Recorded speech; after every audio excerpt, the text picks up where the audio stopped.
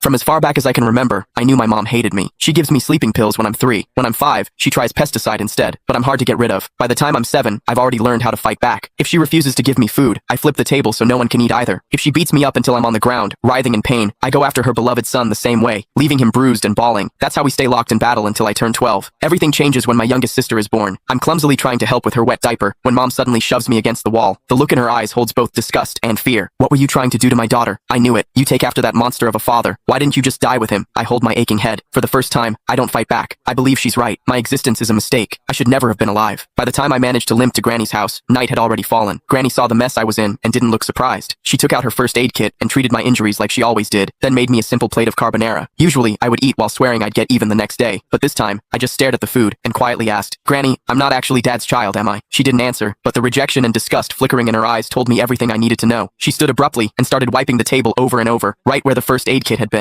That was when I realized that my blood was something they all wanted to stay away from. I was the son of a rapist. No wonder Mom hated me. A sickening feeling rose in my throat. I bolted outside and leaned against the fence, retching. The night air stung the scrapes on my face. Before, whenever Mom hit me, I told myself she owed me for every bruise she'd inflicted on me. One day, I'd make her pay them back. But now, I didn't think I could even look her in the eye. I didn't stay at Granny's. She didn't come after me either. Instead, I wandered the streets with no idea where to go. That was when I saw a family outside a restaurant. They were celebrating someone's birthday, smiling and laughing. The woman in the middle was probably the mother. She looked so happy that I instinctively took a step back. Last year, on Mom's birthday, she'd smiled just like that before she saw me. The moment she saw me walk in, her smile vanished, replaced with utter disgust. Back then, we had an essay with the theme, My Mother. I wrote that Mom was a heartless villain. My teacher dragged me into her office and lectured me for an entire period. I barely heard most of it. I only remembered her saying, "No mother in this world would ever stop loving her child." I believed her. I saved money from collecting recyclables and bought my mom a birthday cake. I just wanted a hug, the same kind she gave my brother, Casper Willis. But her frigid expression was like a stab in the heart. I felt like a fool, standing there with that cake in my hands. Anger overwhelmed me. When no one was looking, I went out and caught a couple of frogs in the garden. Then, I hid them in the cake. I could still remember the way she screamed when they jumped out. Back then, I felt a twisted sense of satisfaction. I thought she didn't deserve to be a mother. I thought she had it coming. But now, I know the truth. The one who didn't deserve anything was me. My existence itself had hurt her. As I watched that mother's smile through the restaurant window, I made a decision. This year, for Mom's birthday, I would give her a gift she would truly be happy with, one that would free her completely. I decided to die. Once that thought took root in my mind, my steps felt lighter. I even started planning how to do it without troubling anyone. I needed to do something that wouldn't leave a mess. But before I could carry out my plan, a patrolling officer spotted me and brought me home. Mom answered the door. As the door shut behind us, I stared at the floor, unable to meet her eyes. Her icy tone sliced through the air. "Why didn't you just die out there?"